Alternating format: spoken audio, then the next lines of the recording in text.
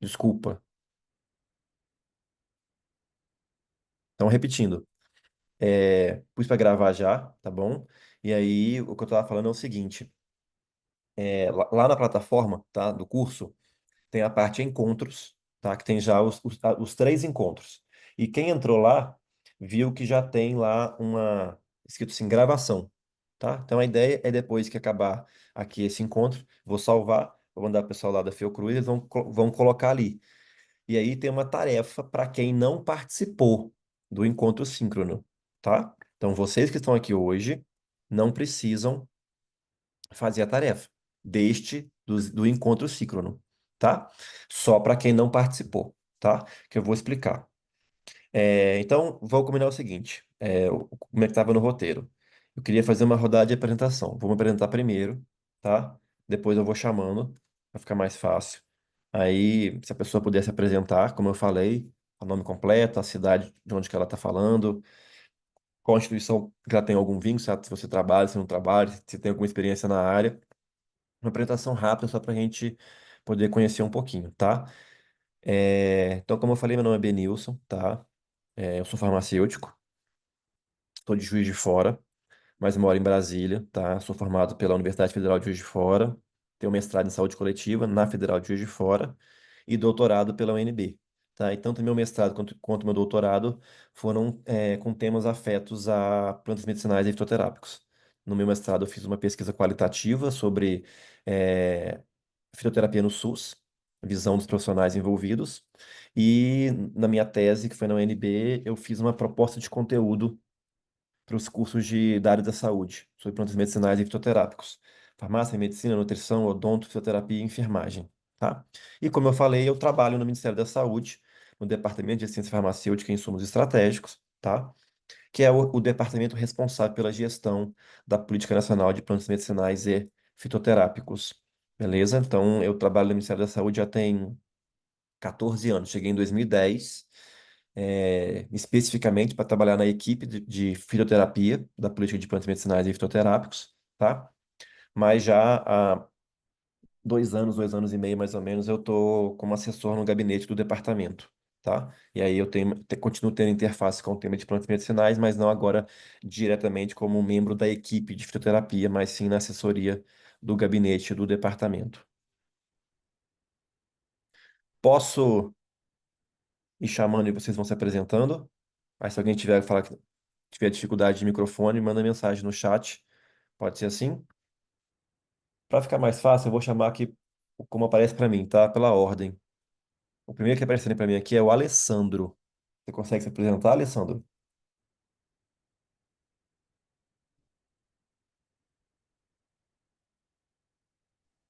Oi, tá me escutando? Ou sim? Tá. Boa noite, meu nome é Alessandro, sou farmacêutico bioquímico, moro em Ceres, interior do estado de Goiás.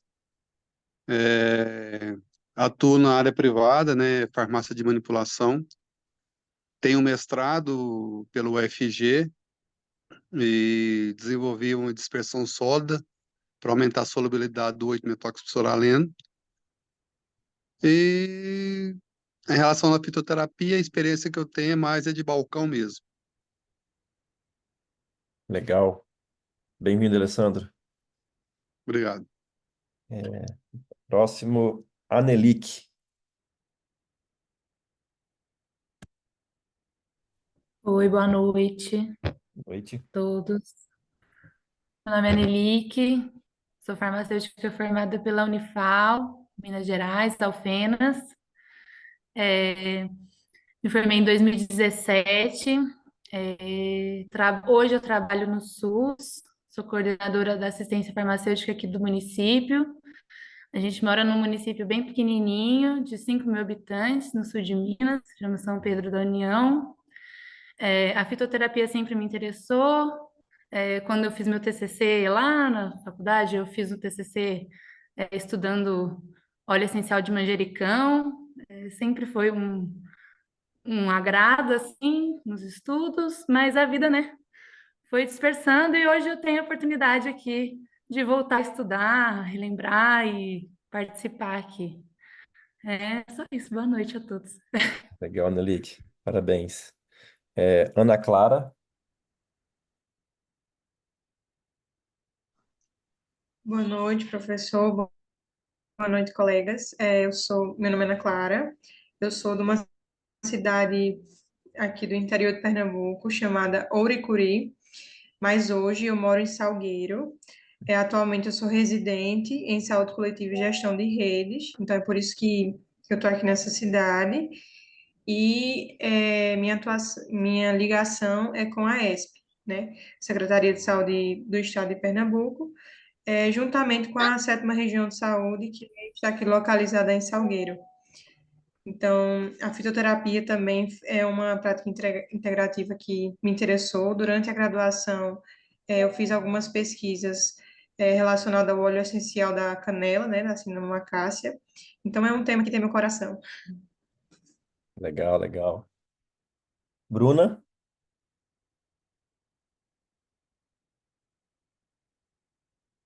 Boa noite. Me escuta? sim, Boa noite. Meu nome é Bruna Godoy. Sou do interior de São Paulo, de Guaratinguetá. Moro em Brasília. Trabalho no Ministério da Saúde, no Departamento de Assistência Farmacêutica e Insumos Estratégicos. E trabalho com sistemas, né? E a fitoterapia é um campo assim que eu também gosto bastante. muito bom, Bruna, minha colega de trabalho. Caroline, Isso.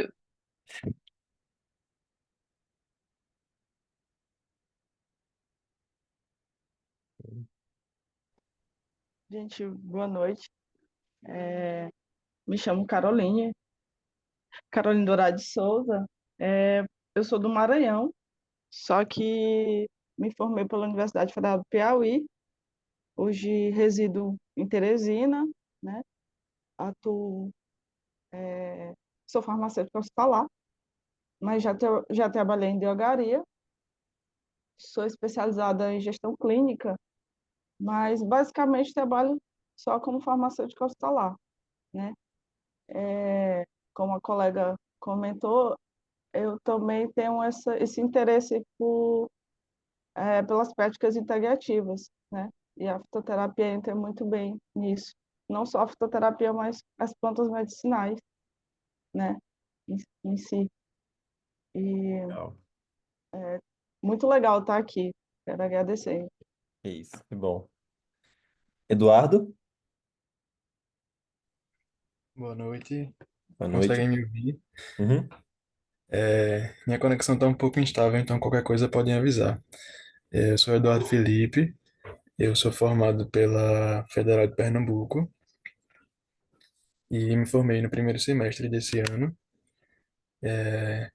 Prestei o concurso da prefeitura daqui, do Recife, né, a capital, e estou para entrar aí no SUS, mas enquanto eles não chamam, eu vou iniciar na drogaria privada.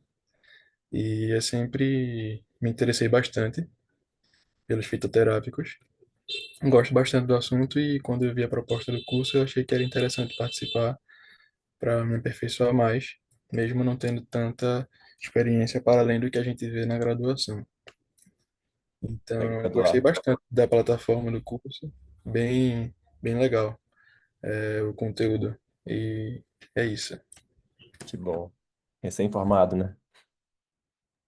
Isso, recém-formado. Me formei no primeiro semestre, em abril. Legal. Elaine, Olá, boa noite. boa noite. Meu nome é Elaine, eu sou farmacêutica, me formei pela UFRJ aqui do Rio de Janeiro. Eu trabalhei muito tempo como estagiária, né, como interna na atenção básica, e essa parte da fisioterapia sempre me atraiu bastante. Eu sempre me sentia muito insegura para recomendar, para conversar com o paciente, né, sobre, sobre essa parte da fitoterapia, sobre chazinhos, né. É uma coisa a gente conversar com um amigo, outra coisa a gente conversar com um paciente enquanto profissional, né. Então, isso sempre me deixou muito curiosa. Agora eu sou residente, né, de farmácia hospitalar E isso ainda é uma questão, sabe? Então, eu acho que o curso vai conseguir abrir um pouquinho esse leque, esse histórico daquelas matérias que ficaram lá na faculdade. É Legal. isso. É, agora, Fabiana,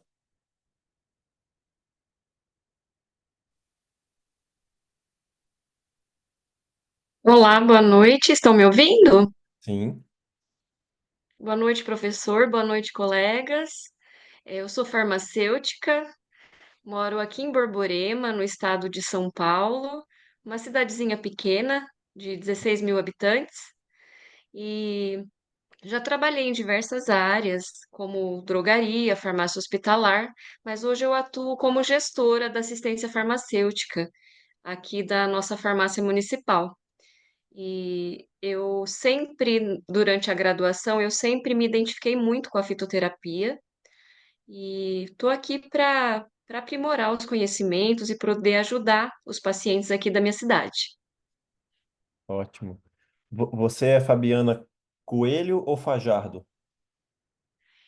Eu sou a Fabiana Fajardo. Fajardo, tá bom.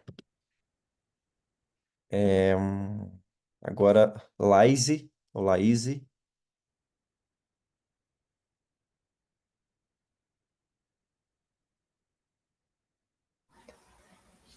Benilson, ela se apresentou no chat. Ah, é? Deixa eu ver aqui, peraí.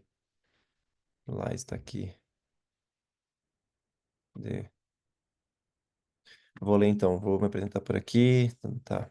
Chamo Laís Oliveira, sou de Pelotas, sou farmacêutica no SUS, também tenho meu consultório farmacêutico em dores crônicas, utilizo a prescrição de fitoterápica, suplementação e auriculoterapia clínica para alívio das dores.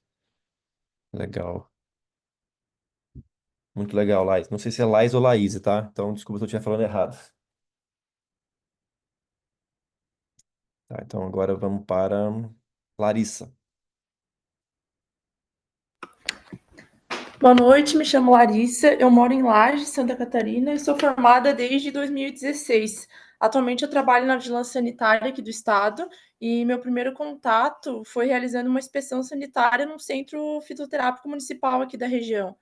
E com a divulgação do curso, eu vi a oportunidade de ampliar os conhecimentos sobre o tema para poder aplicar tanto na prática quanto auxiliar nas orientações para os profissionais da ponta que atuam tanto em farmácia viva quanto nos centros fitoterápicos que tem aqui na minha região.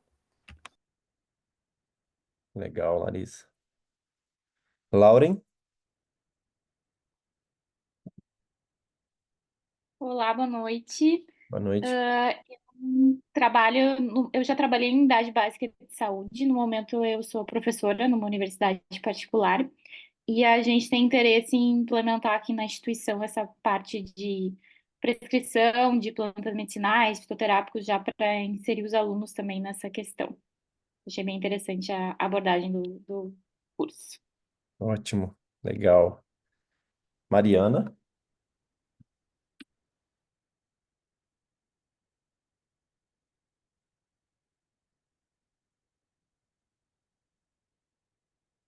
está aqui.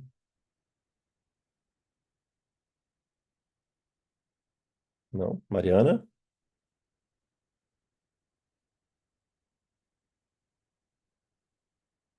Vamos pular então. Oi, boa noite. Boa noite. Desculpa, a gente estava com um probleminha aqui no áudio. Bem, prazer, me chamo Mariana, sou do Rio de Janeiro, sou farmacêutica desde 2011, sou pós-graduada em farmácia clínica e também em acupuntura. Hoje eu trabalho na assistência básica aqui no Rio de Janeiro, pelo SUS. E o meu intuito nesse curso é de aprimorar, né, a fitoterapia e as práticas integrativas são, assim, coisas que eu gosto muito, né, que eu tenho não acho que dizer aptidão é mais um carinho, um ai, fugiu a palavra agora, mas uma vontade muito grande de atuar, né? Então, o intuito do curso é me aprimorar mesmo nisso e seguir aí tanto na assistência básica, como também levar esse conhecimento para quem eu puder alcançar, né, com ele. Legal. Roosevelt? Opa, boa noite, consegue me ouvir? Consigo, tranquilo.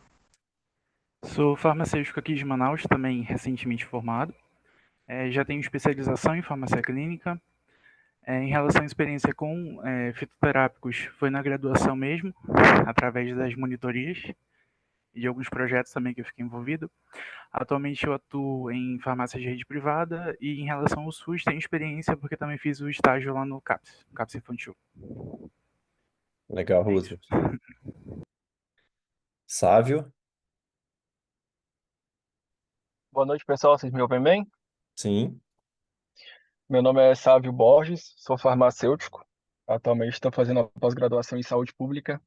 Sou de Lusiânia, Goiás. Atualmente estou no Ministério da Saúde, no Departamento de Assistência Farmacêutica, mais precisamente do Núcleo de Qualificações em Sistemas.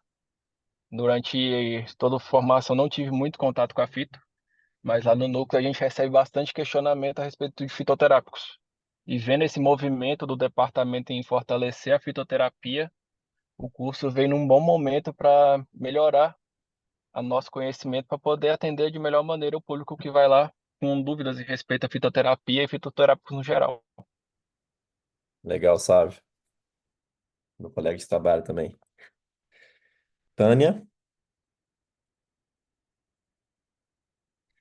Boa noite, meu nome é Tânia, eu sou farmacêutica desde 2012, trabalho na Prefeitura Municipal da minha cidade, da Prefeitura Municipal de Uberaba, na assistência básica, e atualmente a gente tem um projeto de implantação da farmácia viva no município, que por enquanto está meio parado por conta das eleições, né, municipais, mas que tudo indica que o projeto vai andar. Então, o meu intuito é justamente conhecer melhor essa parte toda de fitoterápico para talvez poder colaborar para a implantação desse projeto aqui no município. Legal. Vocês foram contemplados no edital do Ministério?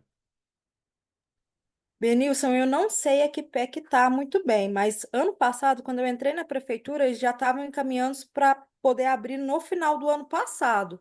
E como tudo em prefeitura é meio parado, né? Então creio eu que deve estar assim, é porque eu não faço parte do projeto. Mas Entendi. se porventura eu for parar lá, né? Então já quero ter um pouco de conhecimento para poder ajudar a população e os meus colegas de trabalho. Legal. Depois eu vou até dar uma olhada se Uberaba, eu não lembro se Uberaba. Eu sei que Uberlândia a gente tinha projeto apoiado. Uberaba eu preciso verificar se é um dos projetos apoiados. Depois eu olho e te falo também, tá?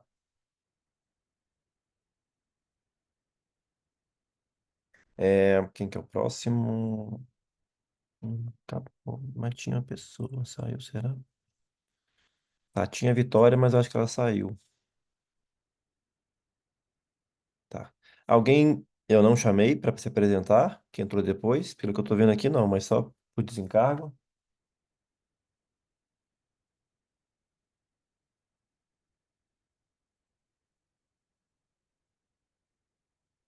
Não, acho que não. Então, maravilha. Então, legal. Todo mundo se apresentou. Alguns já tem pode ser que tenha uma certa experiência, alguns é mais a questão mesmo de novos conhecimentos, que é super válido, tá, gente? Até porque a gente tem que pensar que nós somos farmacêuticos e que a gente está disposto a, dependendo do que aparecer, pode ser que a gente tenha que atuar, e aí, né, por que não? Pode ser que a gente tenha que atuar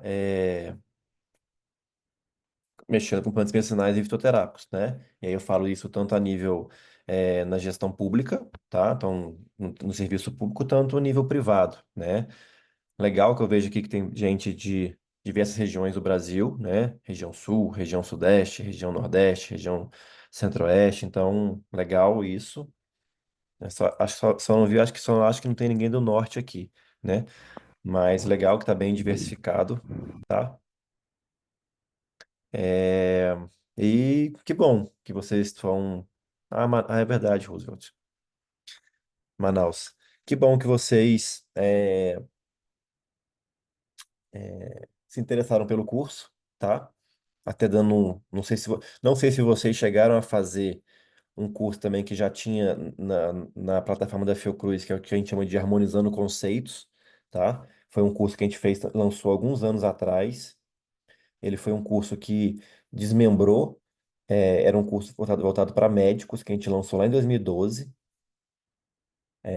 Então a gente pegou o modo introdutório e começamos a replicar. Esse semestre agora, como a gente lançou esse de atualização, a gente decidiu não lançar a turma do Harmonizando Conceitos, tá? Mas é um curso que já acho que está na oitava, nona turma, não sei se alguém daqui fez também, tá? E até dando um spoiler, tá? A ideia é que a gente consiga lançar o ano que vem, eu acho que mais provavelmente no segundo semestre, um curso de prática clínica, tá? A ideia era ter lançado esse curso de prática clínica esse ano, mas como ele vai ser um curso que vai envolver outras profissões além da farmácia, e o conteúdo estava um pouco mais adiantado de farmácia, né? Todo esse conteúdo que a gente fez para o curso de atualização, a gente decidiu desmembrar e fazer esse curso específico para farmacêutico, valorizar nossa profissão, né? Até porque o nosso departamento é ciência farmacêutica, então a gente achou válido fazer esse curso, mas a ideia é que o ano que vem a gente consiga lançar um curso, tá? Que vai ser destinado à prática clínica, tá? A gente sabe que hoje em dia nós farmacêuticos podemos prescrever alguns medicamentos, fitoterápicos acaba entrando nesse rol de medicamentos que a gente pode prescrever, tá? Então é um curso de prática clínica com o objetivo de trabalhar já mais voltado realmente com essa interação. E esse curso mesmo tendo a questão de parte fitoquímica e a parte de aspectos farmacêuticos, a ideia nesses encontros síncronos é a gente poder falar um pouco sobre eh, essa parte de orientação, prescrição, nosso papel como farmacêutico clínico, vamos colocar assim, tá? Então pode ser que você atue em algum lugar, privado ou público, tá? E você receba, às vezes, uma dúvida de algum paciente, tá? Não que ele vai virar para você e pedir uma prescrição, mas talvez, que é o que a gente vai ver hoje aqui nos casos que eu trouxe, ele já vai te relatar que ele usa alguma planta medicinal, por exemplo, e que está acontecendo alguma coisa. Tá? Então, a ideia desses encontros síncronos é a gente poder discutir um pouco dessas situações. Aí, só para a gente poder vencer a parte inicial e a gente poder entrar de fato nos casos clínicos, o que eu queria já deixar aqui para vocês já está salvo lá também na parte dos encontros, tá? Mas quais são os nossos encontros? Hoje, 11 de setembro, depois o próximo 2 de outubro e 16 de outubro, tá? Então, nós temos três encontros síncronos. Então, 11 de setembro, 2 de outubro e 16 de outubro, tá? São os três encontros que a gente vai ter, tá? Como eu falei, as aulas vão ficar gravadas, então quando eu encerrar aqui, eu já vou mandar esse vídeo lá para Fiocruz, vai ficar salvo lá a gravação. Quem quiser assistir novamente, fique à vontade de assistir, tá? E, como eu falei, os encontros, eles teoricamente são obrigatórios, tá? Mas quando a gente abriu o curso com inscrição, a gente só comentou que tinha os encontros, mas a gente já não deixou claras as datas, tá? E a ideia sempre é fazer esses encontros para discutir casos clínicos, tá? Como eu falei, eu já anotei aqui quem está aqui hoje no encontro, então tá já com a frequência dada, tranquilo, tá? Quem não puder participar, aí é o que eu falei, tem que assistir a gravação e vai ter que fazer uma atividade para meio que substituir, para repor a não participação no encontro síncrono, tá? Que está lá na plataforma. Então, como eu falei, vocês que estão assistindo o encontro hoje, não precisa fazer essa atividade, tá? Mas caso algum de vocês não possa assistir 2 de outubro ou 16 de outubro, aí sim tem que assistir a gravação do encontro e fazer a atividade que vai estar lá, tá? Lembrando que o curso, tá? Ele tem uma avaliação final. Essa avaliação final, ela não é liberada automaticamente quando você acaba as 7 aulas, tá? Ela vai ter uma data, ela vai estar disponibilizada nos dias 26 e 27 de outubro, tá? Então, tá programado para o dia 26, tá? Você conseguir clicar lá em avaliação, tá? Essa avaliação só vai estar disponível se você conseguir cumprir as 7 aulas. Então, toda vez que você assiste uma aula, um quadradinho verde aparece no canto direito, tá? Então, você consegue ver que você finalizou. E a plataforma sabe, vou dar um exemplo aqui, a Mariana assistiu às 7 aulas. Então, dia 26 vai estar disponível para ela fazer a avaliação, tá? A avaliação não é questão fechada, é questão aberta, tá? mas são poucas questões, então é para escrever mesmo, e aí depois a gente vai fazer a correção, beleza? No final de cada aula, não sei se vocês já fizeram todas ou já fizeram pelo menos a 1, 2 e 3. Tem 5 questões de múltipla escolha que são para fixação, tá? Você pode errar, voltar, clicar na certa, tudo certo, tá? Ver lá o feedback se você errou ou se você acertou. Então a ideia é mesmo de fixação daquele conteúdo que foi apresentado durante a aula. Lembrando que para você ter direito ao certificado, tá? Então, é regra da Fiocruz. Ela definiu que vai ser no mínimo 70% de rendimento, tá? Onde você vai ter peso 2 a prova, dia 26 e 27 de outubro, tá? Então, nesses 2 dias você pode fazer essa prova, ela tem peso 2. E tem a nota de conceito, que é peso 1, que é dada por mim, pelos tutores, tá? Que está mais relacionada com esses encontros síncronos. Beleza? Então, basicamente, tem peso total 3, sendo 2 da prova e um da nota de conceito, que é dada pelo tutor, tá? E lembrando que, depois que você faz a prova, tudo certo, atingiu a média necessária, para gerar o certificado, eu não sei se alguém aqui já fez algum curso da Fiocruz, tá? Mas se já fez algum curso da Fiocruz, já está acostumado. Você precisa responder tipo uma pesquisa, tem uma verificação de aprendizagem, que vai perguntar o que você achou da plataforma, não sei o quê, e é aí que aparece o certificado. Porque eu conheço muitos alunos que já fizeram outros cursos da Fiocruz, que às vezes faz a prova, tira a média suficiente e fica falando que não tem o certificado. Tem que responder essa pesquisa e aí vai aparecer o certificado, tá? Como eu falei também, só para reforçar, foi criado o grupo de WhatsApp, tá? Então, no dia que o curso foi liberado, eu mandei uma mensagem para todo mundo com o link do WhatsApp. Nem todo mundo entrou, não sei se quem está aqui todo mundo entrou, tá? Mas é livre, tá? Não tem obrigação de entrar. Eu sempre falo assim, eu também sou professor, e toda vez que eu começo uma disciplina nova, eu sempre crio um grupo de WhatsApp. Porque eu sempre brinco que o WhatsApp é mais difícil de você deixar de ver, né? Mas tem lá a plataforma, tem o fórum, etc. Tá? Então, fica tranquilo. O que eu jogo no WhatsApp, eu jogo lá na plataforma, tá? Não tenho interagido muito, tá? Mas, como eu falei, o WhatsApp também pode ser uma forma de vocês tirarem dúvidas. Questões, podem mandar lá que eu respondo, tá? Não precisa ter vergonha, tá? Eu sei que às vezes pode parecer uma dúvida besta, mas talvez a sua dúvida seja a dúvida de outra pessoa também, tá? Então fique à vontade de mandar mensagem lá, ou no fórum, ou mandar privado para mim, que eu posso tentar sanar, beleza? É, O que ficou também alinhado, tá, com todos os tutores, tá? Então, basicamente, o nosso último encontro síncrono é dia 16 de outubro, tá? Sempre numa quarta-feira. Então, 2 de outubro próximo, 2 semanas depois, 16 de outubro, o último encontro síncrono, tá? Do dia 17 ao dia 25, que é o prazo entre o último encontro síncrono e a prova, que é 26 de outubro, a gente botou como revisão e dúvidas. Então, esse momento é aquele que, se você tiver qualquer dúvida também, tá? Não significa que você não pode mandar antes, fique à vontade, pode mandar, mas é um momento que vai ser criado um fórum específico para dúvidas das aulas ou algum tipo de revisão, tá? Então, vamos colocar 8 dias, 9 dias, tá? É para isso. E aí, 26 e 27 fica sendo a prova. Essa prova, como é questão aberta, tá? Ela vai estar disponibilizada apenas uma vez. Porque talvez se você já fizer algum outro curso EAD, já viram que às vezes você tem uma chance, se você não conseguiu, tem uma segunda chance. Como é questão aberta, você tem uma chance única, tá? Então você vai disponibilizar a prova, vocês vão responder, a gente vai corrigir, tudo certo.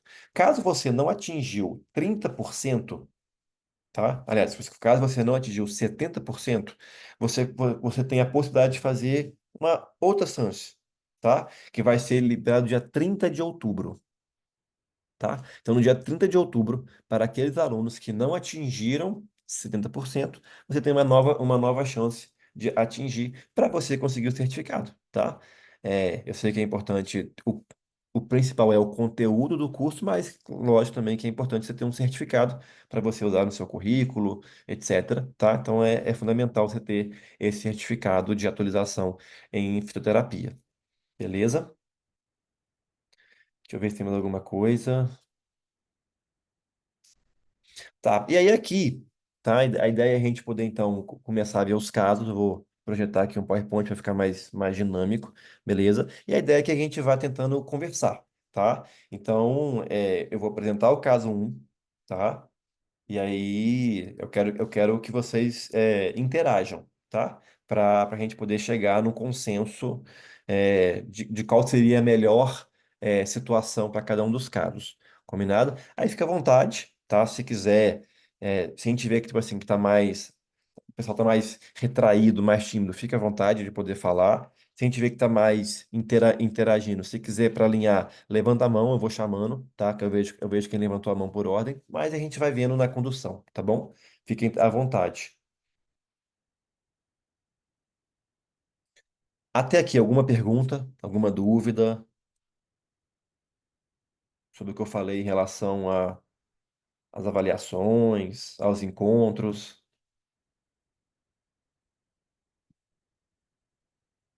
Tudo certo? Beleza. Tá. Então vamos seguindo. Deixa eu só ver se eu consigo projetar. Cadê compartilhar?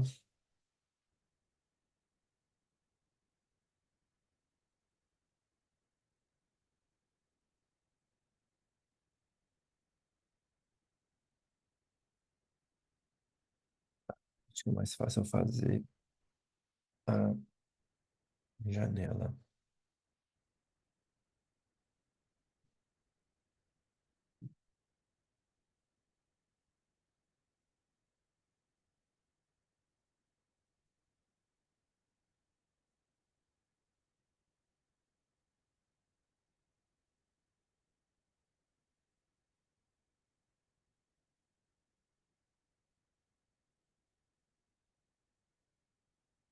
Vamos ver aqui então, compartilhar.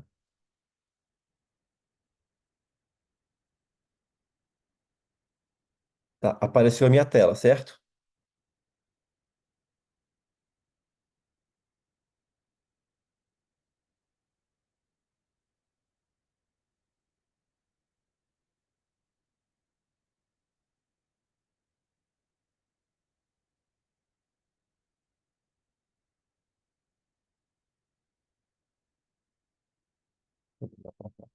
Vocês estão vendo o meu PowerPoint? Tá. Sim. Do jeito que tá aqui, tá bom? Ou tem que ser modo apresentação? Ou dá pra Tá ver bom. assim? Tá bom assim? Tá tranquilo, professor. Então tá bom, maravilha. Então olha só, vamos lá então. Qual que é o caso clínico um que eu trouxe aqui, então? Deixa eu só minimizar aqui um pouco o zoom, que aí eu consigo ver os dois juntos. Aí esse aqui eu vou minimizar. Joga isso aqui pra cá.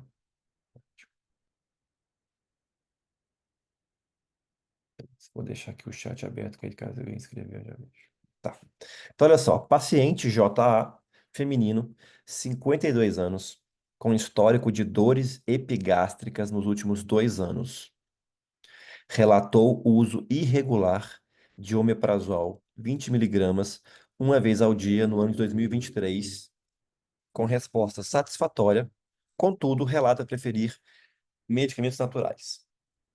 Relatou que há 2 meses iniciou o uso de chá de espinheira santa, Martini lecifolia, preparado por infusão de 1,5 grama das folhas secas pulverizadas em liquidificador em 1 litro de água.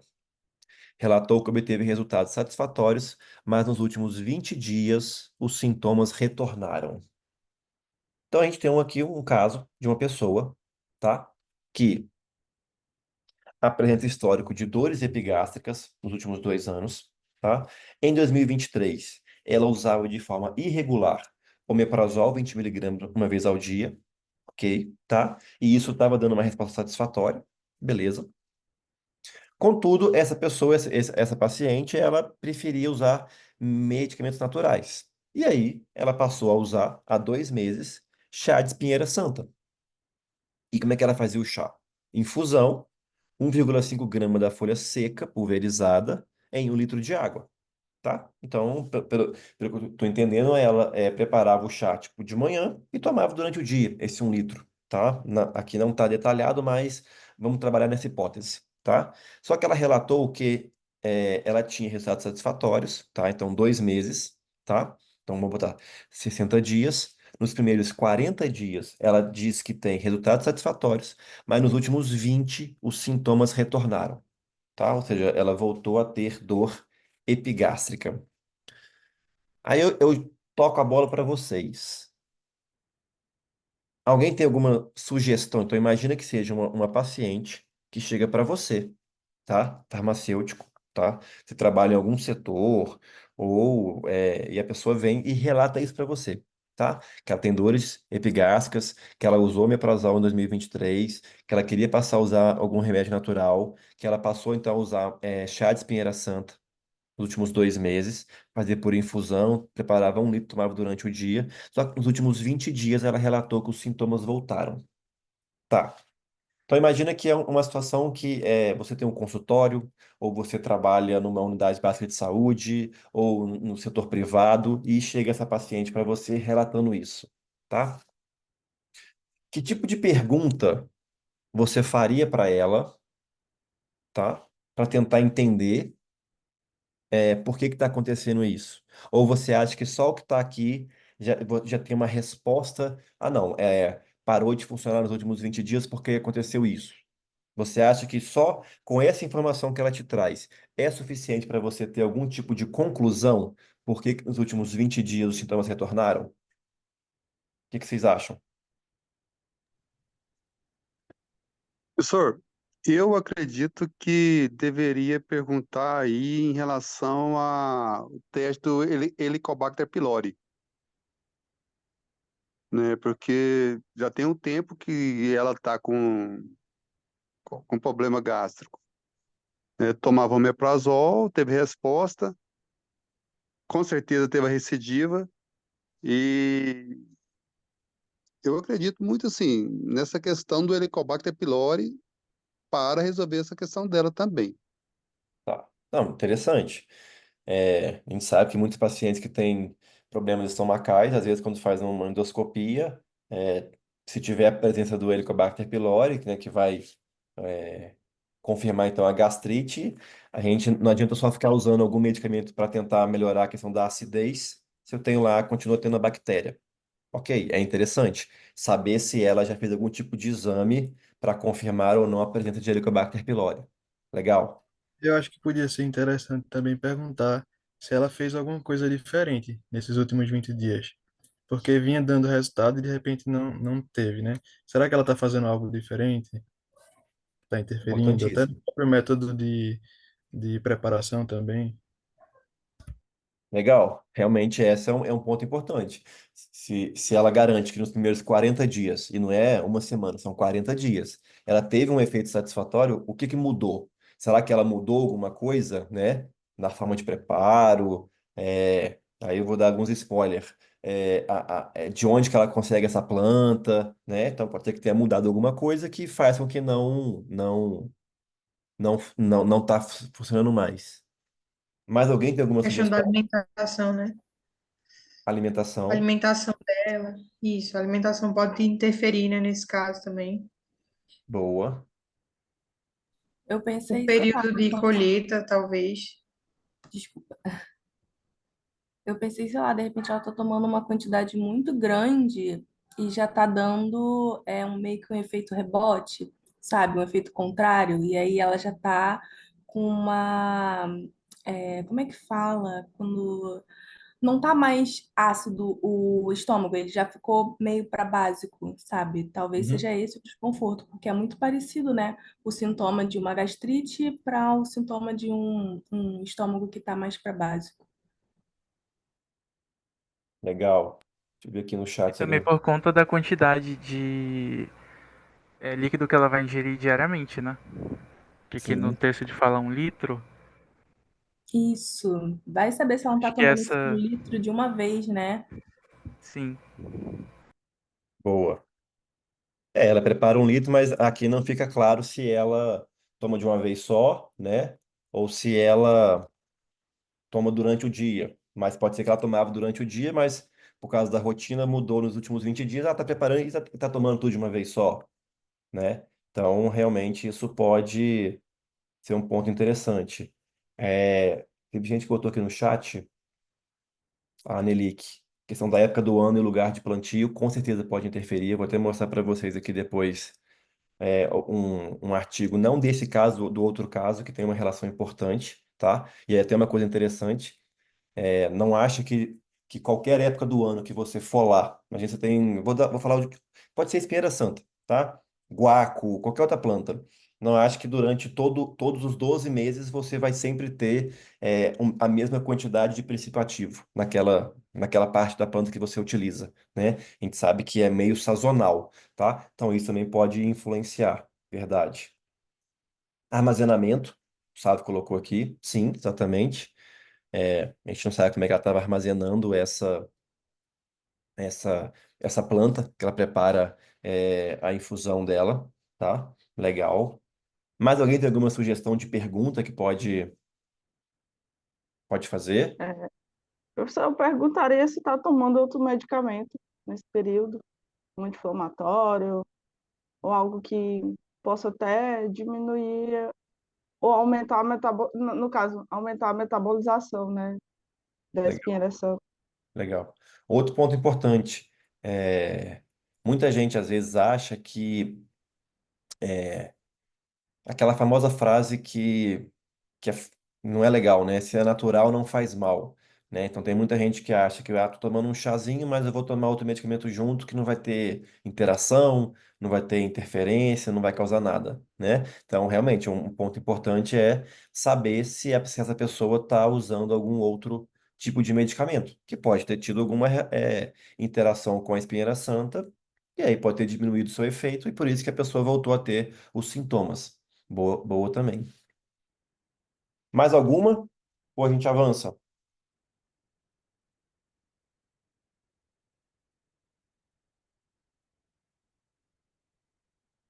Então tá, olha só. O que eu tinha colocado aqui de algumas perguntas. Achei excelente, tá? São realmente perguntas que, se fosse uma paciente com vocês, era interessantíssimo da gente realmente é, saber, tá? Mas olha só que algumas coisas que eu coloquei aqui, ó, que são perguntas que a gente pode fazer.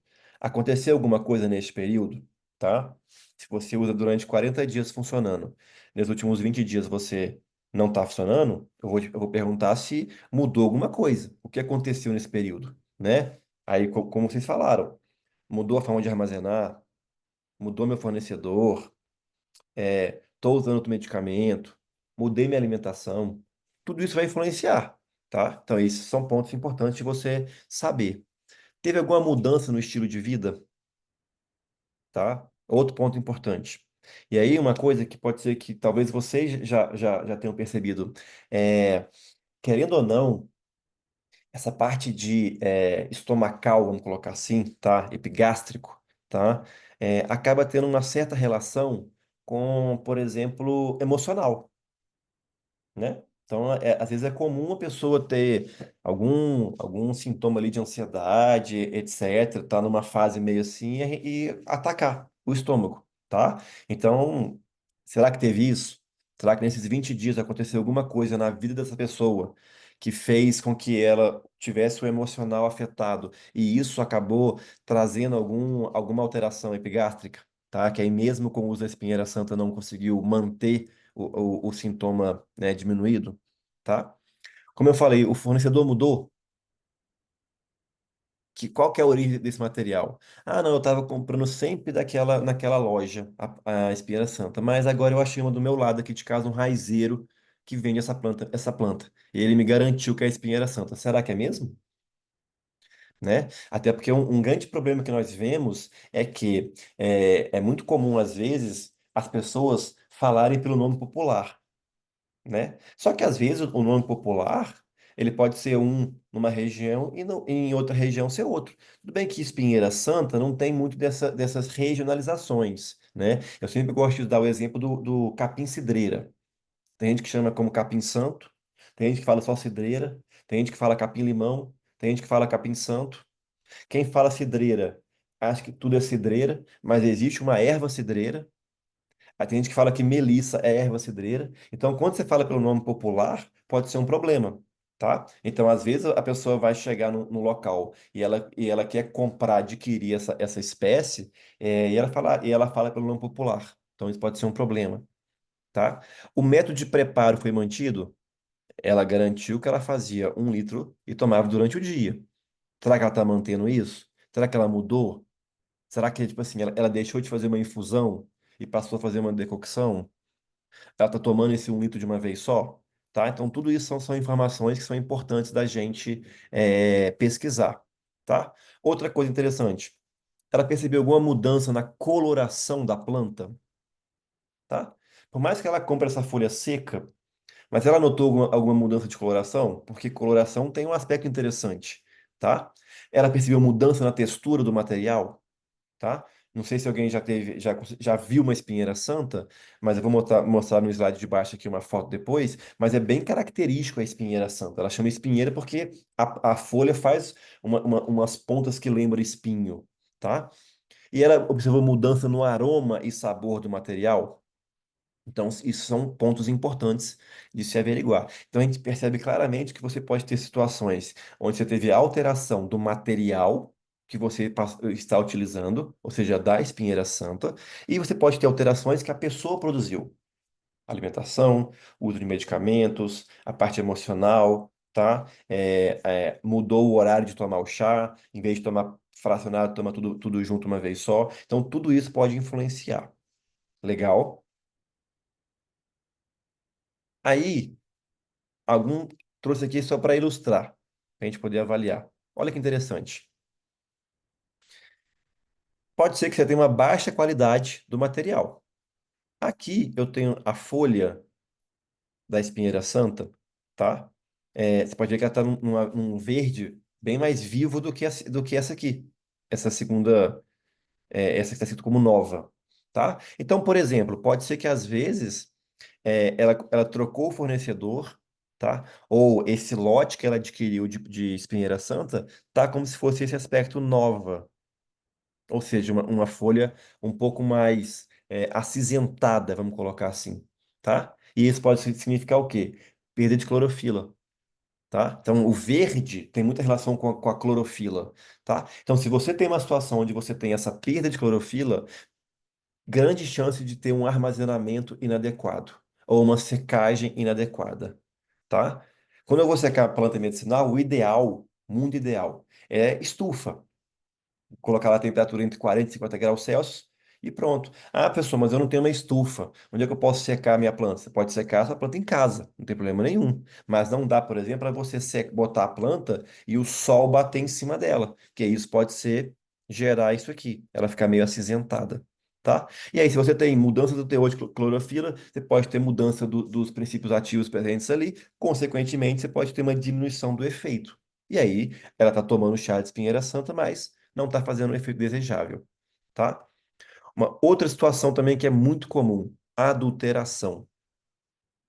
Imagina isso aqui, antiga, tá? Ou seja, é aquela que ela comprava, tá? Usou durante 40 dias. Olha que bonitinha, tá? Você vê que é verde escura, tá? Ela tá bem fracionada, tá? E aqui a única coisa que você tem que é extra folha é esse galho aqui. Então, você pode ver que a grande maioria é folha, que é onde tem os princípios ativos que vão fazer o efeito que eu quero, tá? Inclusive, a farmacopeia brasileira trabalha com mais ou menos 2% de matéria estranha, tá? Então, se eu tenho 100 gramas, 2 gramas de matéria estranha, tá? E tá aqui, o galho, só um galho. Agora, olha a nova. Imagina que é um novo fornecedor. Olha a quantidade de galho que tem e a quantidade de folha. Aqui está quase que 50%. Até porque o galho é mais pesado que a folha. Então, se eu pesar essa quantidade de folha e eu pesar essa quantidade de galho, se bobear, vai dar quase que o mesmo peso, a folha e o galho. Então, eu tenho quase que 50%, tá, de adulteração. Por que adulteração? Porque a parte utilizada da espinheira santa são as folhas. Então, qualquer outro componente, mesmo que seja da espinheira santa, eu posso afirmar que é adulteração. Aqui eu estou ainda supondo que eu estou trabalhando com a mesma espécie, tá? É a espinheira santa, mas infelizmente eu tenho 50% ou 40% de adulteração, porque eu tenho grande quantidade de galhos das plantas, tá? E isso é um problema. Tá? Então, quando você vai fazer o chá, às vezes você não separa folha do galho, vai tudo junto. Então, você vai estar fazendo, em vez de 1,5 grama de folha, você tem, sei lá, menos de 1 grama de folha e o resto de galho. Só que você não tem os princípios ativos que você quer no galho, só nas folhas. Tá? Então, esse é um ponto importante. Outro, aí é um ponto já mais grave, falsificação. Tá? Então, esse é um caso bem interessante. Nesse caso aqui, significa o quê? Significa que eu tenho uma espécie que parece muito com espinheira santa, mas não é espinheira santa, tá? Que é essa aqui do lado, Sorossaia bonpland, tá? Que, às vezes, tá vendo que a folha parece? Lembra, tá? Dá para ver que tem diferença, tá? Mas ela tem um aspecto meio pontiagudo nas extremidades, igual a espinheira santa. Tá? Só que a espinheira santa, ela é mais espaçada do que essa aqui. Mas, se você pega uma folha dessa e você fraciona ela, é difícil você só bater o olho e falar que é, tá? Aí tem algumas características, tipo as nervuras que você tem. Então, a espinheira santa, o distanciamento entre as nervuras, tá? É menor do que o distanciamento entre as nervuras dessa outra espécie, tá? Então, nesse caso aqui, eu estou trabalhando com uma outra espécie. Então, imagina que ela trocou o fornecedor, tá? E tá comprando essa nova, só que essa nova não é Maitênis lecifolia, é Sorossaia bonpland, beleza? Tá? Então, essa é uma situação bem importante, tá? Ou seja, aqui eu estou trabalhando com uma falsificação, tá? Aqui eu não é adulteração, não é armazenamento errado, aqui é outra espécie medicinal, tá? E aí, não tem como você achar que a Sorossaia bonpland, ela vai ser útil para tratar sintomas epigástricos, tá? Que isso é mais destinado para espinheira santa, tá? Ou mesmo que estudos demonstrem que a sorosseia pode ter efeito como afecções gástricas, tá? Mas a espinheira santa está anos-luz acima da outra espécie, beleza? Então a gente vê claramente que a gente tem algumas situações de diferença. A Maitenus, você pode ver que o tronco dela é bem mais fino do que da Sorosseia, tá? Então a Sorosseia bonpland é uma árvore de fato, tá? A Maitenus não, tá? Os troncos são troncos finos, tá? Não tem esse perfil de ser uma árvore com tronco central grande, nada disso, tá? Então a gente tem algumas situações que são importantes a gente analisar sempre, beleza? Mas gostei. Então chegou o paciente até você, a gente faz uma gama de perguntas para tentar entender melhor, tá? É muito complicado da forma como chegou o que a gente tem de informação. Ah, eu usava omeprazol, queria usar um remédio natural, comecei a usar chá de espinheira santa, fazia 1,5 gramas de folha em 1 litro de chá, tomava, tá? Nos últimos 20 dias não funcionou mais. Não dá para você afirmar de cara, ah, não funcionou mais por causa disso. Você tem que ter mais informação, tá? E para você ter mais informação, você tem que fazer perguntas para aquela paciente, para ela conseguir de fato virar para você e explicar o que está acontecendo. Desse caso um, ok? Alguém quer falar mais alguma coisa? Ficou alguma dúvida?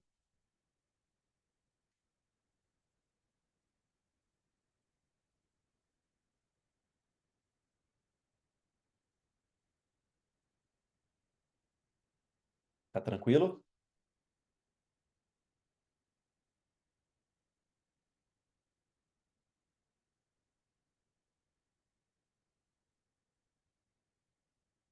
Tá, maravilha. Deixa eu só.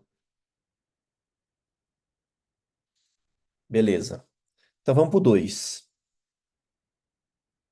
Olha esse aqui, 2. Paciente CJ, masculino, 62 anos. tá? Então, o paciente relata dores articulares e foi orientado a utilizar açafrão da terra, cúrcuma longa, tá? 350 miligramas, 2 vezes ao dia, equivalente a uma colher de café cheia, tá? O paciente relatou que teve resultados satisfatórios após 2 meses de tratamento e que tem acesso à planta fresca. O material está plantado na chácara da família e solicita orientação de como preparar o material que será colhido esta semana para que possa ser armazenado de maneira segura por todo o ano. Então, cúrcuma, que é o açafrão, tá? Para quem já viu, tá? Um rizoma que você consegue ter o pó dele, tá? E ele é bem aquele bem amarelinho, bem característico, beleza? E aí, cúrcuma, você tem o medicamento, você consegue fazer manipulado. Tem gente que compra a cúrcuma mesmo, ou açafrão, tá? Então, os dois nomes são aceitos, beleza? E tem gente que tem o pó dele em casa. Toma todo dia de manhã com uma colher de mel, espreme limão, açafrão, maravilhoso, tá? Então a gente tem muitos estudos sobre o uso de açafrão, beleza? Nesse caso aqui, a gente já percebe que é diferente. No caso um, a gente tem uma situação de uma pessoa que estava usando uma planta medicinal, Maitênis ilicifolia, e a um dado momento não teve mais efeito. Nesse caso aqui, o paciente tem usado cúrcuma longa, já tem 2 meses e tem funcionado. Só que ele vira para a gente e fala o seguinte: na chácara da minha família, lá tem açafrão, a gente planta açafrão. Eu quero poder usar esse açafrão meu, que eu tenho em casa. E aí ele vai pedir auxílio, tá? De como é que ele pode fazer para quê? Para colher, já que ele vai colher essa semana, tá? E que ele possa armazenar de maneira segura por todo o ano. Então ele quer fazer uma colheita agora, vamos colocar 11 de setembro, e que vai durar os próximos 12 meses. Beleza? E aí, vamos lá. Eu vou dar um spoiler para vocês para poder facilitar o início da discussão. A única coisa que ele virou para você e falou foi o seguinte: eu tenho na chácara da minha família cúrcuma plantado. Só falou isso, tá? A partir dessa informação, que tipo de pergunta você poderia fazer para ele para, sei lá, confirmar se realmente será que é açafrão que ele tem plantado mesmo? Uma coisa é ele falar, outra coisa é ele ter certeza. Ele sabe como é que é o açafrão? A planta, tá? Então, que tipo de pergunta vocês fariam para tentar ajudar ele sobre essa questão de como é que ele pode preparar esse material para durar um ano?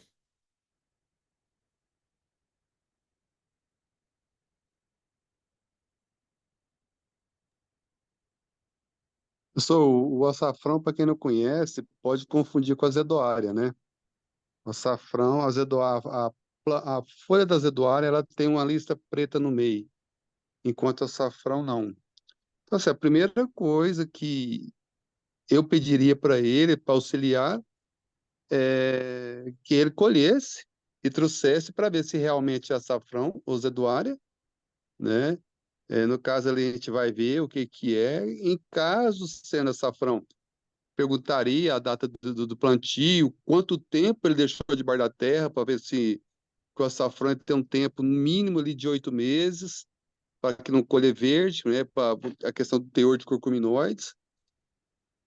Depois disso é que é o processo, né, de lavagem, colocar ele no quente, de uma forma bem rápida, para a questão do amido, levar para secagem, depois de secagem, você fazer a trituração, trituração você pegar a cúrcuma em si. Assim, de uma forma bem resumida, estou te falando. Legal, legal. Muito bem, né? Você trouxe um ponto bem importante, Alessandro, que é justamente essa questão da azedoária, que é uma outra espécie que as pessoas confundem, porque parece muito. Eu trouxe até uma foto aqui depois, mas eu quero ouvir mais pessoas, que eu vou mostrar para vocês, que vai diferenciar a azedoária da cúrcuma longa, tá? Então esse é um ponto importante. Então, uma dica seria essa mesmo. É, ou perguntar se ele tem foto da planta lá da chácara da família dele, que só pela foto você consegue saber se é uma ou se é outra, tá? Talvez seria uma coisa mais fácil dele de você ver, tá? E confirmando que é cúrcuma longa mesmo, em relação à sequência, eu trouxe um ponto importante, tá? Que basicamente é essa sequência aqui, mas que eu vou falar depois. Alguém mais teria outra sugestão de tipo de pergunta?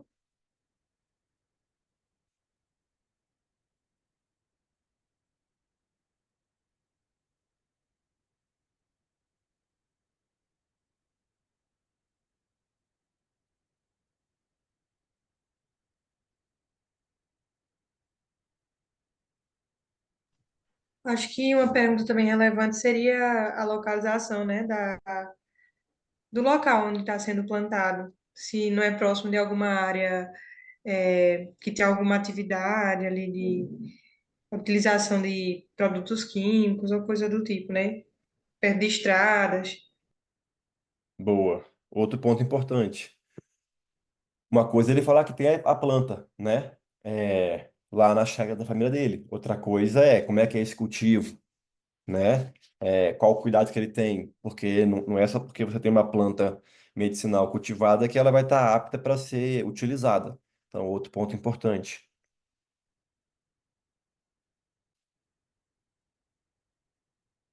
Mais alguma?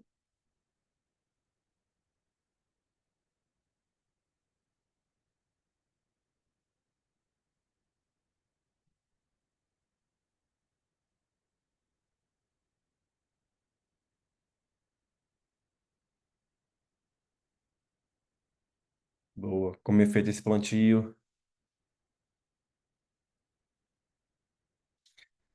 Outro ponto legal, Tânia. A época do ano tem alguma interferência? A gente vai ver que sim, tá? Aí eu até dar um spoiler. Ele fala que ele quer colher essa semana para armazenar durante um ano, né? Aí eu acho que valeria uma pergunta, né? Por que que você quer colher essa semana, por exemplo, né? Então, setembro agora.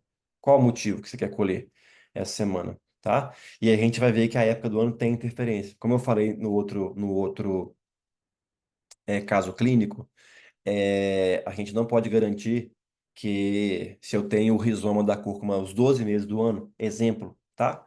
Que nos 12 meses do ano vai ter sempre o mesmo teor de princípio ativo, tá? Então, esse é um ponto importante, beleza?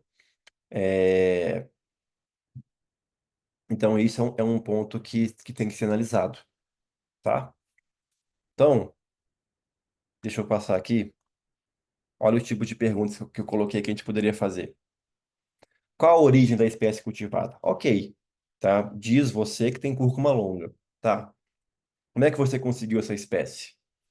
Ah, já estava na chácara, comprei, tá? Então é fundamental você ter a certeza de que realmente é a cúrcuma longa, tá? Outra coisa, qual a cor da flor da espécie? Aí, mostrando aqui para vocês. Se você olha a cúrcuma longa e você olha as cúrcumas edoária, elas são muito iguais, tá? A folha, o aspecto da flor. Só que tem uma característica que aí não vai ter erro, tá? Que é a cor da flor. Então, cúrcuma longa é flor branca. Primeira coisa. Já a zedoária tem essa cor mais arroxeada, mais rosada, tá? E a gente vê essa questão aqui na folha da zedoária, bem preta, escura, nessa venação principal aqui da folha, que você não vê na cúrcuma longa, tá? Então são algumas características que talvez a pessoa mais leiga não vai saber. Ela vai achar que tudo é cúrcuma, até porque ambas são cúrcuma, só que uma é cúrcuma longa, a outra é cúrcuma azedoária, tá? Então esse é um outro ponto importante. Também é, Anelik, tá? Ambas as cúrcumas têm essa cor amarelada, tá? Então, é um ponto importante, essa diferenciação, tá? Da flor e você analisar essa venação aqui na folha, tá? Que é bem característica de todas elas. Estão vendo? Que você não vê na cúrcuma longa. Professor, a zedoária, Pode ela. falar. A pergunta da colega aí é em relação à zedoária, se ela é amarelada também. Uhum. É, É menos, né? Mas eu não sei se a que eu vi, ela tem um. Ela é mais branca, inclusive ela tem um isso, cheiro muito característico de cânfora. Não isso. sei se é a espécie que eu vi. Eu vou tentar, deixa eu jogar aqui, ó. Deixa eu pegar isso aqui e colocar aqui, ó. Joguei no Google, tá? Só para vocês verem em relação à cor. Apareceu aqui a minha tela do Google?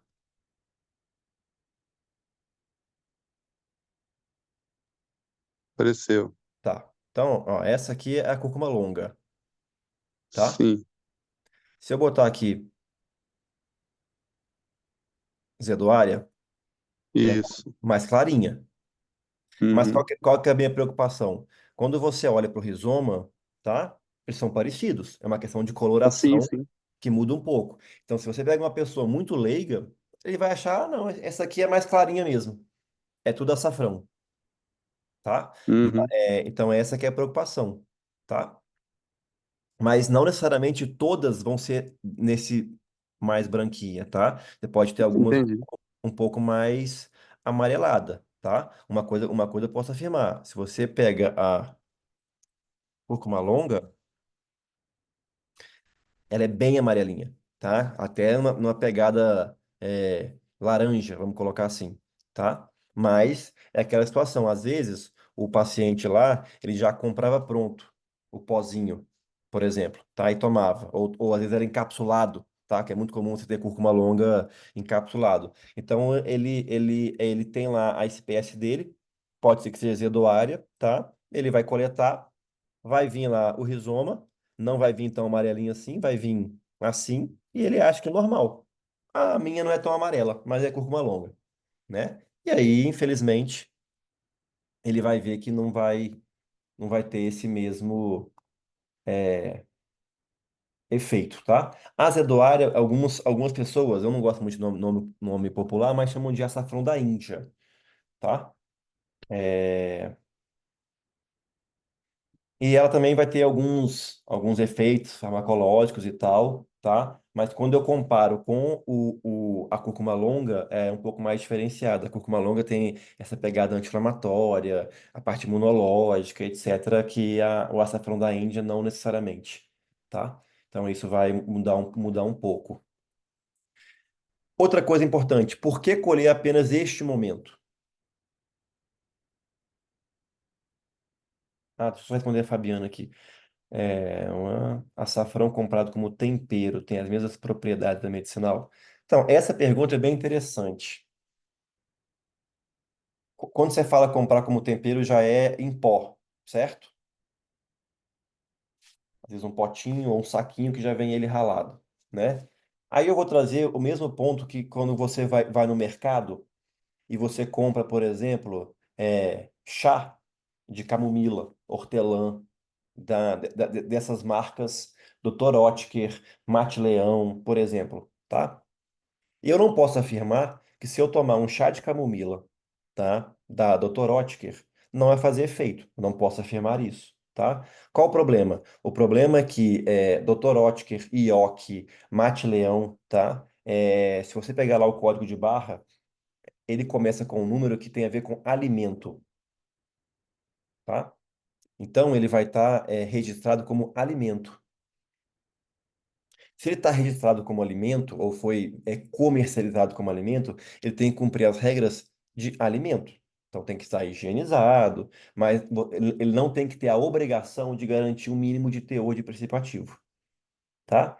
Então é aquele negócio, toda vez que você adquire uma planta medicinal que ela é comercializada como alimento, é, pode ser que às vezes ela não tenha o teor de principativo adequado. Uma coisa, por exemplo, é você comprar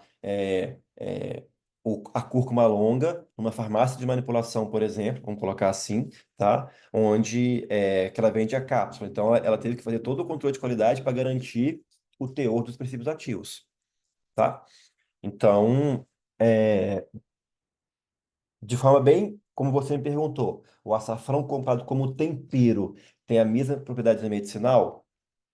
Se for generalizar, eu vou falar que não, tá? Mas a melhor resposta seria depende, tá? Pode ser que sim, pode ser que não, tá? Porque ele vai se basear única e exclusivamente como uma comercialização de alimento, que vai ser o quê? Eu preciso coletar o meu açafrão, que não necessariamente vai ser na época do ano que tem maior quantidade de princípio ativo, não vou ter essa obrigação. Eu tenho que higienizar e tenho que pulverizar ele e comercializar em forma de pó. Basicamente isso, tá? Mas pode ser que você deu sorte dele ter sido coletado na época onde tem maior quantidade de princípio ativo e aí vai fazer efeito medicinal, tá? Então também eu não posso virar e falar que não faz efeito medicinal. Não posso afirmar isso. Mas eu não posso garantir que ele vai ter o melhor efeito, ok? Então a pergunta, por que que vai colher apenas esse momento? Tá? É uma pergunta interessante. E quais os cuidados são essenciais? Aí eu trouxe aqui, então, a mudança das duas flores, né? Que vai variar, então, das espécies. E aí, olha que interessante. Isso aqui é um estudo que foi feito, que fala, ó, efeito do método de plantio, e crescimento, qualidade da cúrcuma longa, tá? Então, aqui eu tenho, olha que interessante, cúrcuma longa, olha que bonita, verdinha, flor branquinha. Agora, olha essa aqui. Se eu virar para você e falar assim, olha de cima, verde, florida, bonito, verde bonito, folha grande, robusta. E olha essa aqui. Muita gente vai virar e falar o seguinte: ih, professor, essa aqui tá morta, essa morreu, certo? Porque a gente tem esse perfil. Ah, tá morta. Aqui secou a planta, não tem. Mas olha que interessante o que esse estudo traz. Aqui mostra, tá? Então, de forma geral, tá? De forma geral, pensando em Brasil, tá, gente? No Brasil, tá? Que esse estudo foi feito na Índia, tá? Mas esquece um pouquinho isso tudo. No Brasil, tá? Em agosto, normalmente quem planta cúrcuma, tá? Ela vai estar completamente seca por causa da estiagem, tá? Vou falar por Brasília, né? Brasília não chove há mais de 90 dias, tá? Então, se tem alguém que cultiva cúrcuma longa aqui em Brasília, tá? No mês de agosto e setembro agora, que está no alto da seca, da estiagem, a folha tomba e ela vai entrar no processo de senescência, que é isso aqui. Aí a gente vai achar que a planta morreu. Ah, morreu, perdeu tudo, não vai se recuperar mais, tá? Só que a gente tem que entender o metabolismo da planta, tá? Aí esse estudo que está aqui no slide, tá? Ele foi feito na Índia e ele traz o efeito do método de plantio e época de colheita no crescimento, rendimento e qualidade da cúrcuma longa, tá? Então, crescimento,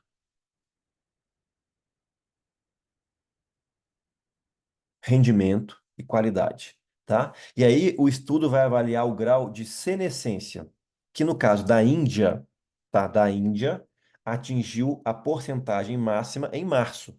Tá aqui, ó. Então, olha só, eles analisaram 10 de novembro, 30 de novembro, 20 de dezembro, 10 de janeiro. Então, desde novembro até março. E tá aqui o grau de senescência.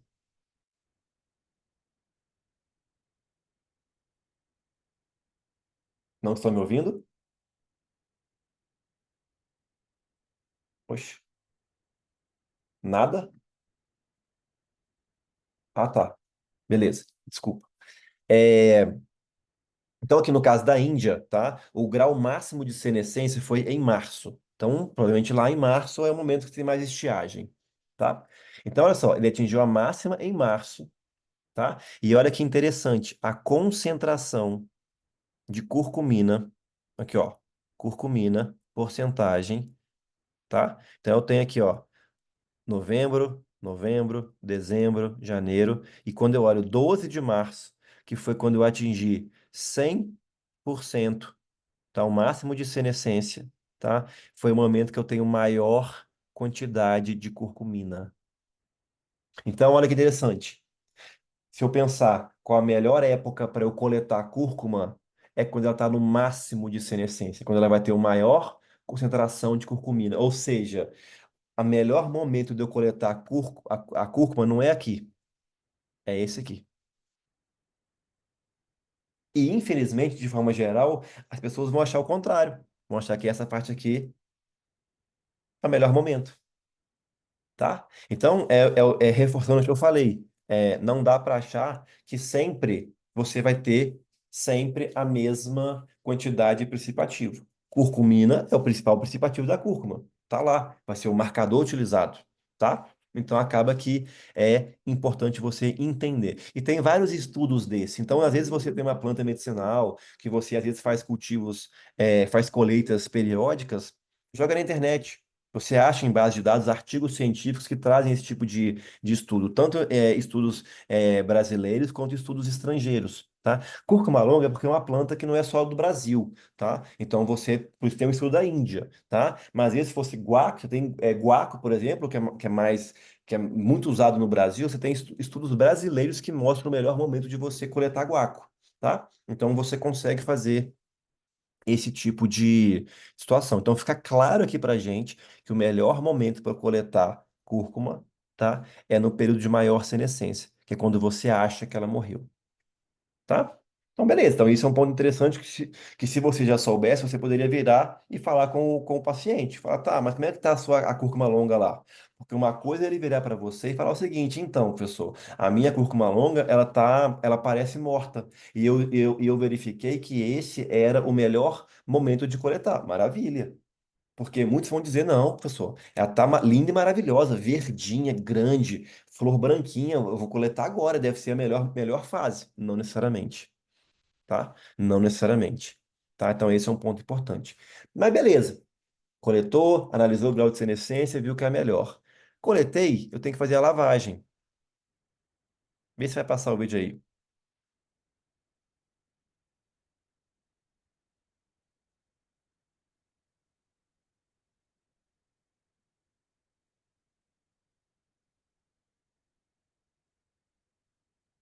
Então olha só que interessante. Tá mostrando aqui. Cúrcuma longa é o rizoma, tá? Então é a parte grossa, não é a folha, beleza? Então a melhor forma de você lavar, tá? É fazer uma camada do material, tá? Em cima de uma superfície, lógico, usando alguma coisa que não vai reter a água, tá? E jogar água, tá? Mangueira bem forte para lavar de fato, tá? Que a água possa escorrer. Então, água com pressão, tá? Ah, em casa, não tenho mangueira, não tem como fazer. Beleza, então você vai usar uma escovinha para lavar, tá? Então a ideia é você lavar de fato essa cúrcuma, tá? E depois vai ter o processo de secagem. Processo de secagem, tá? E aí, a secagem, para facilitar, o ideal é você laminar. Sabe como se fosse fazer chips? Então, você não vai pegar o rizoma todo e botar na estufa para secar, tá? Então, você vai diminuir a área de superfície dele, tá? Então, o ideal é você tentar fazer como se fosse chips. Então, você lamina ela, tá? E aí você vai fazer a secagem. Claro, aqui é uma estufa, maravilhoso. Espalhei na estufa, coloquei entre 40 e 50 graus Celsius, tudo certo. Ah, mas eu não tenho estufa. Ok, se for uma secagem caseira, você não vai ter estufa mesmo. E aí, o que você vai fazer? Você vai laminar, vai colocar numa bandeja, tá? Vai cobrir e vai deixar secar na sombra. Então, nunca seca em contato direto com o sol. Sempre seca em contato com a sombra. Beleza? Secou na sombra, tá? Você vai ter uma secagem razoável. Claro, é bem diferente de eu fazer uma secagem na estufa, que vai ser 2 dias, tá? Mas você percebe que no quinto, sexto dia, ele já vai estar seco. E no 10º dia já vai estar bem durinho, tá? E aí tá tudo certo. A cúrcuma, tá? Se você armazenar ela em forma de chips, ela tem uma validade interessante, tá? E aí, você consegue pulverizar depois esses chips que você secou, tá? Então ele vai virar esse pozinho aqui, ó, tá? E aí você pode armazenar tranquilamente no mínimo 6 meses. Qual o ideal? É você sempre colocar num frasco, tá? E proteger da luz. Então, se o seu frasco é assim, então você coloca, por exemplo, papel alumínio. Ou coloca aqui um papel pardo, vamos colocar assim, papel envelope, tá? Não sei como é que vocês conhecem, tá? É, lembrar sempre que o ideal é sempre conservar em vidro, tá? Que é material inerte, então é bom para guardar droga vegetal. Então isso seria suficiente. Então, nesse caso clínico aqui, o que a gente percebe? Que o ideal seria, primeira coisa, o paciente verificar qual é a espécie que ele tem cultivada, se realmente é a cúrcuma longa ou é zedoária, e ele entender que existem momentos melhores para realizar a colheita, que é onde eu tenho o maior teor de curcumina, que é o princípio ativo. E aí depois, garantindo isso, é fazer uma lavagem adequada, chips, secar em casa ou na estufa, pulverizar e embalar. E aí, esse pulverizado aqui, tranquilamente, validade de 6 meses. Então, também seria um ponto interessante dele avaliar se seria um ano mesmo que ele ia armazenar, tá? Tranquilo? Vamos pro último? Professor, só te dar um interessante aqui para o pessoal, não sei se alguém já teve contato. Uhum. Eu moro a 140 quilômetros de Mara Rosa, né, que é no Brasil, aqui tem o identificação geográfica do açafrão. Uhum. E caso alguém um dia vá na plantação de açafrão e pegue o açafrão dessa forma que você mostrou aí, na Sei. senescência, pega essa folha e esfrega na mão os melhores perfumes que eu já senti na natureza em relação ao óleo essencial da folha dele. É algo inexplicável o cheiro. É verdade. Mas nessa fase de morta, entre aspas, né? Isso, né? É nessa fase morta. Tanto é que o óleo essencial deles hoje é bem disputado. Uhum. Bem legal. Pessoal, vamos pro último então, para a gente poder encerrar no horário combinado. Olha só esse último caso aqui. Paciente TC, feminino, 51 anos. Procura o serviço de saúde com sinais de dermatite que apareceram na sequência ao uso de gel de babosa, tá? Então a dermatite veio depois do gel de babosa de preparação caseira. Paciente relata ter tido o antebraço queimado em um acidente doméstico, preparou um gel caseiro de babosa, aloe vera, e relata que utilizou 3 vezes ao dia. Então, o paciente teve uma queimadura, usou a babosa, ok, tá? Não vou questionar, maravilhoso. Mas ele relata que após o uso da babosa apareceu essa dermatite aqui. Então, isso aqui não é queimadura, tá? É a dermatite. E aí a gente tem que começar a tentar entender. O que que vocês acham que a gente pode perguntar para esse paciente para tentar entender por que que surgiu essa dermatite?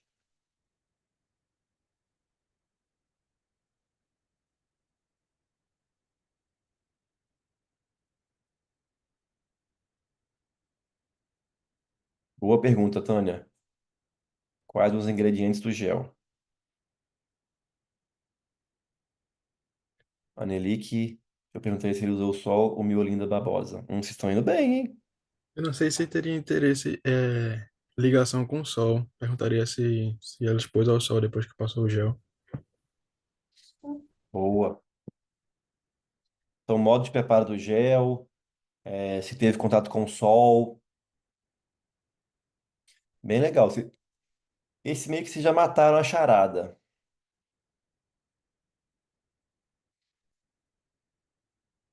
Olha aqui que legal.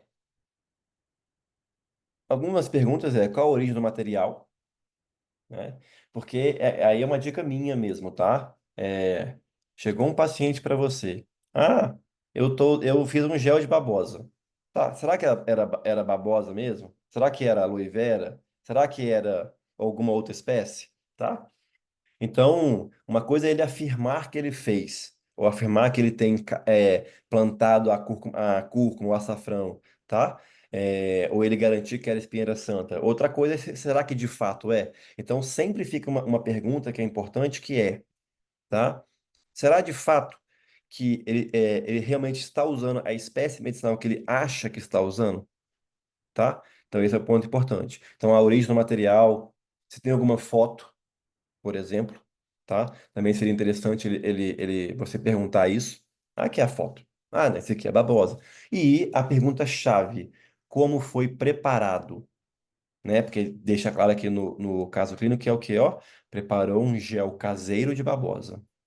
Babosa, antigamente, as pessoas batiam no liquidificador com vitamina, tomava, né? Aí a Anvisa foi e proibiu o uso interno. Tinha até, não sei se tem ainda, aquela marca Forever, acho que é Forever, que vendia tudo de babosa, pasta de dente, não sei o quê, tarará.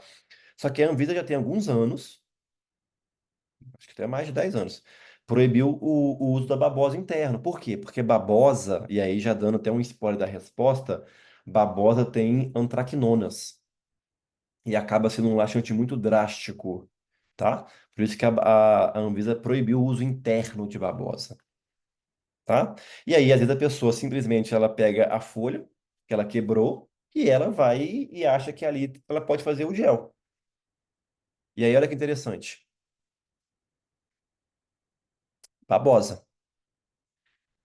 Esse exsudato, vamos colocar assim, tá? Que sai meio marronzado, tá? Ele é a antraquinona, aloína, tá? E essa antraquinona, aloína, tá? Então, ela que provoca aumento da mobilidade no intestino, tá? Então, causa aquele peristaltismo forte, pesado, tá? Mas ele causa irritação na pele, tá? Então, se você quer usar babosa com um aspecto anti-inflamatório de fato, beleza? Você tem que usar a parte, vamos colocar, transparente, tá?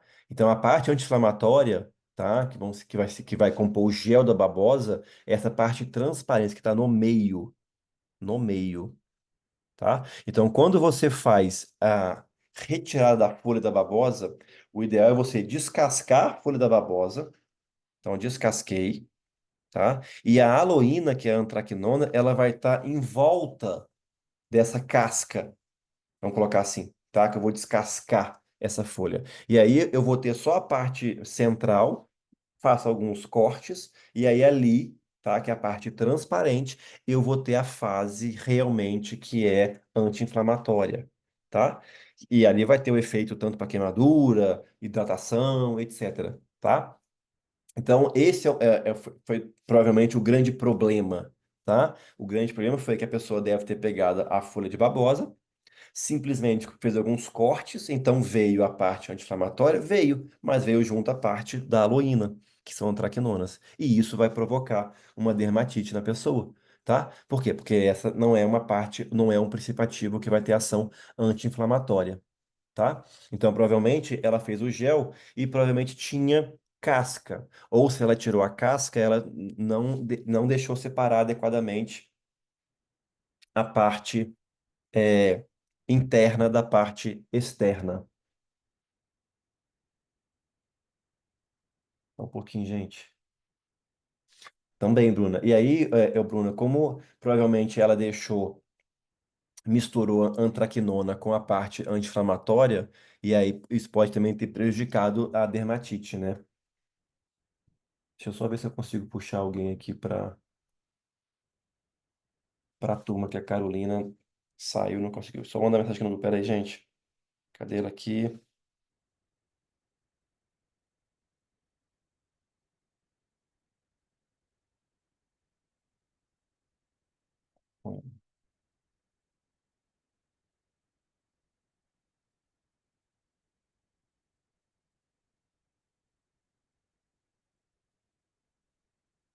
Vamos ver se ela consegue. Mandei aqui para ela.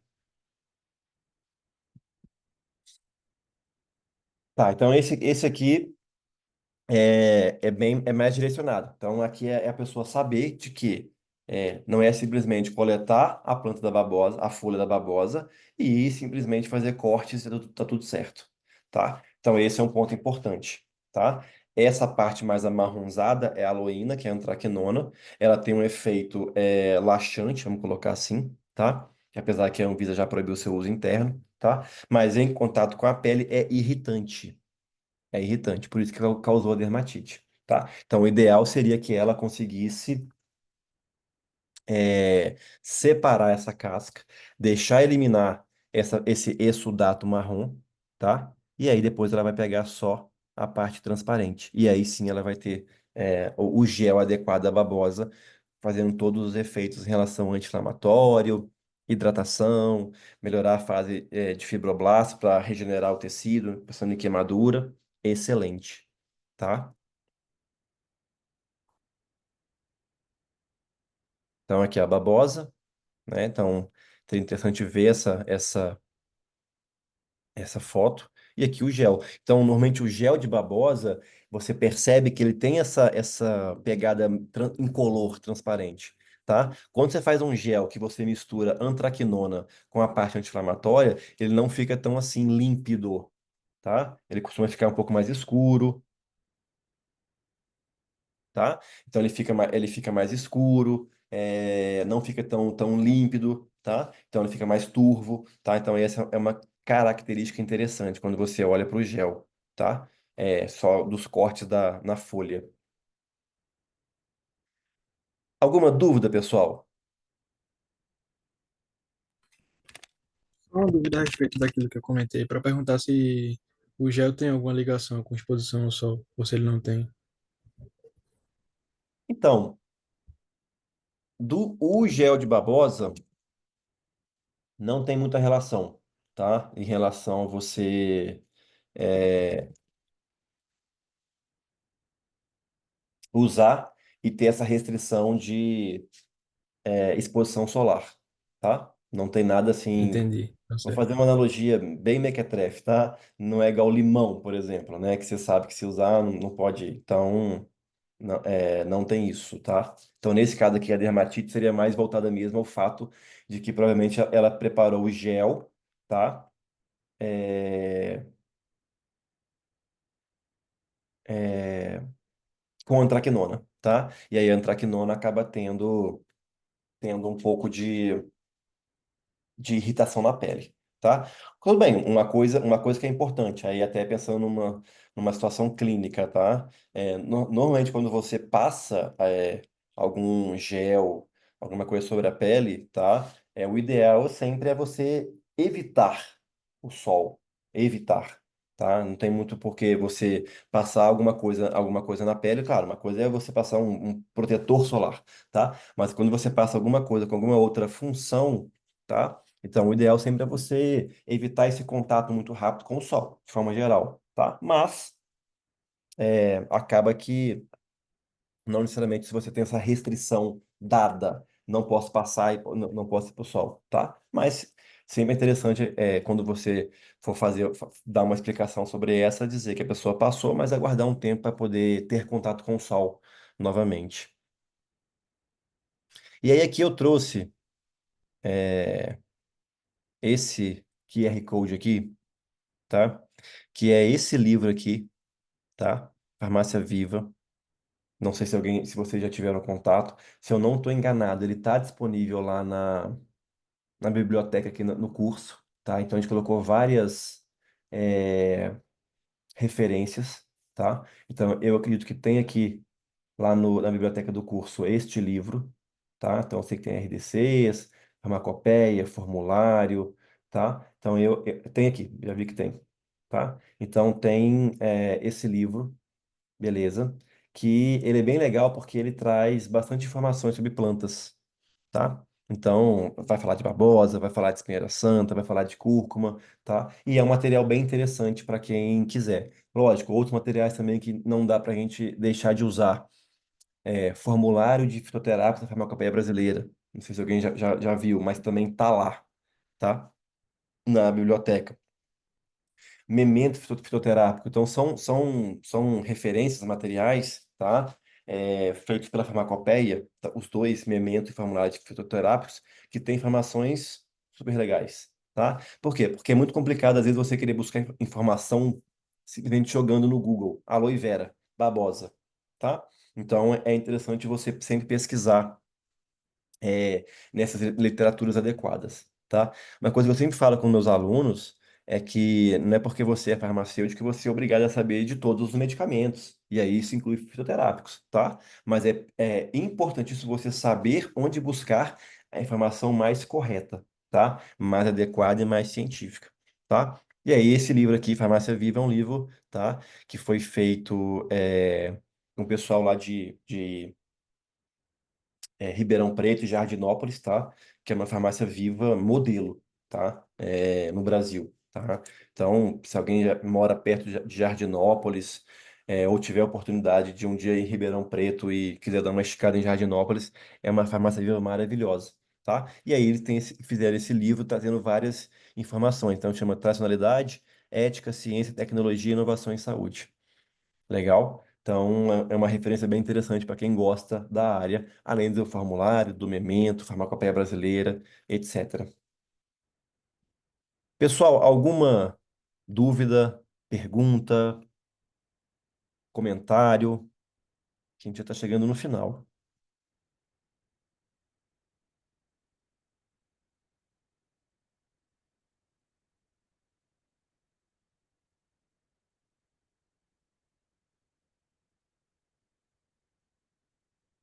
Nada?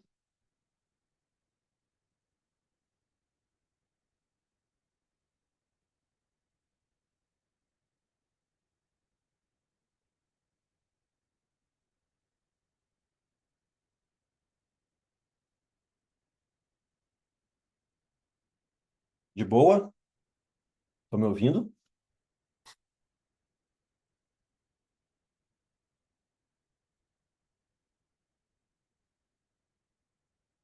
Nenhuma dúvida?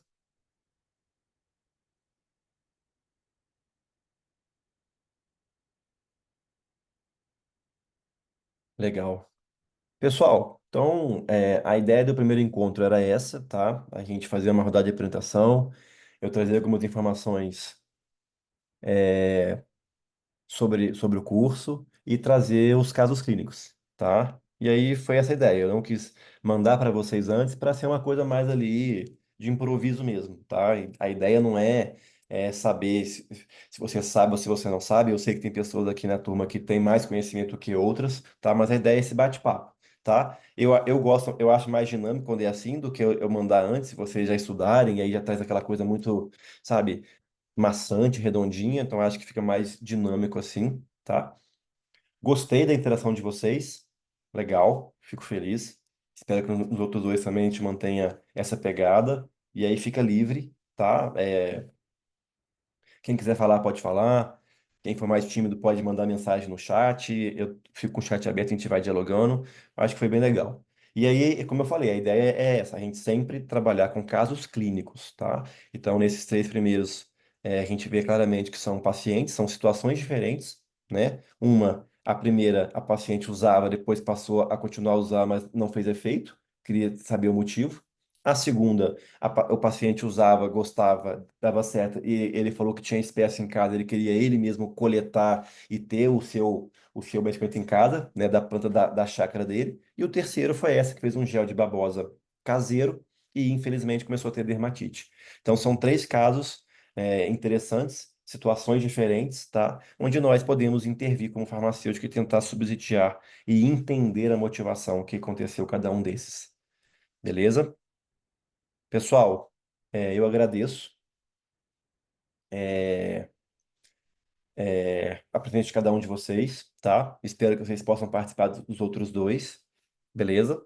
Vou pegar essa gravação e vai estar lá também, tá? Para quem quiser assistir depois, se quiser, tá? Como eu falei, quem estava aqui não precisa fazer a atividade avaliativa, só os demais alunos.